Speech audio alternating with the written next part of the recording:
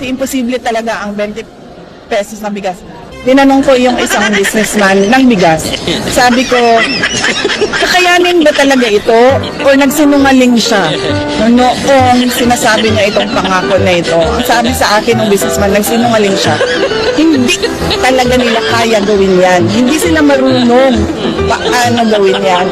Few moments later. Pasado sa mga mamimili sa Cebu ang 20 pesos per kilo na bigas na inilunsad kahapon ng Department of Agriculture. Lubos naman ang pasasalamat ng ating mga kababayan kay Pangulong Ferdinand R. Marcos Jr. na hindi nagpatinag sa mga batikos. Meron akong pagdududa ha, na magbebenta sila ng 20 pesos per kilo na bigas pero hindi pang tao, pang hayop. Hindi ko alam kung anong motibo nila. Baka binubudol na naman nila yung mga tao sa 20 pesos per kilo na bigas. Few moments later. Bago simulan sa unang araw ng Bayo ang bentahan ng 20 pesos per kilo na bigas sa Eastern, Western at Central Visayas, ipinakita ng Department of Agriculture o DA ang itsura ng bigas na mabibili.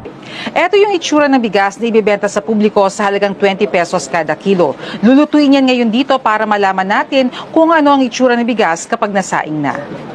Walang amoy, walang kakaibang lasa, pero may mga kaunting imperfections, gaya ng maaaring hindi na gaanong maputi at mas maraming basag na butil. This is basically the 29 and the 33. So it's the same rice. Kaya nga yung sinasabi nila na pangit ito, kaya ayoko nang banggitin yung sinabi ng ating isang political leader kasi ayoko nang palakihin yung issue. It's the same rice. So kita naman nyo, everybody's buying it and everybody's consuming it. 40 kilos kada buwan ang limit kada pamilya sa Visayas at mga LGUs. Bukas rin ito para sa lahat. 30 kilos naman ang limit bawat pamilya sa Kadiwa para sa vulnerable sectors. Promise na naman yan sa mga tao na alam mong para lang sa eleksyon at para lang sa kanilang mga senators. Para manalo yung kanilang alyansa kuno na iniwanan naman din sila nung dalawa nilang kandidato. Few moments later. Pansamantalang ititigil muna ng Department of Agriculture ang pagbebenta ng 20 pesos kada kilong bigas sa Visayas. Ayon kay Agriculture Secretary Francisco Tiu Laurel Jr., ipagpapatuloy ang pagbebenta ng murang bigas pagkatapos na ng eleksyon 2025. Alinsunod po yan sa naging pahayag ni COMELEC Chairman George Erwin Garcia kaugnay sa umiiral na ayuda ban at election spending ban. Sa parehong dahilan, naudlot din po ang pagbebenta ng 20 pesos na kada kilo ng bigas sa ilang piling Kadiwa store.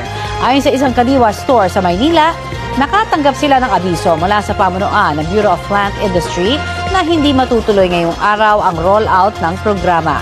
Sa ngayon, makabibili roon ng 29 pesos per kilo na local na bigas at 35 pesos per kilo na imported na bigas. Anong nangyari? Isang araw lang.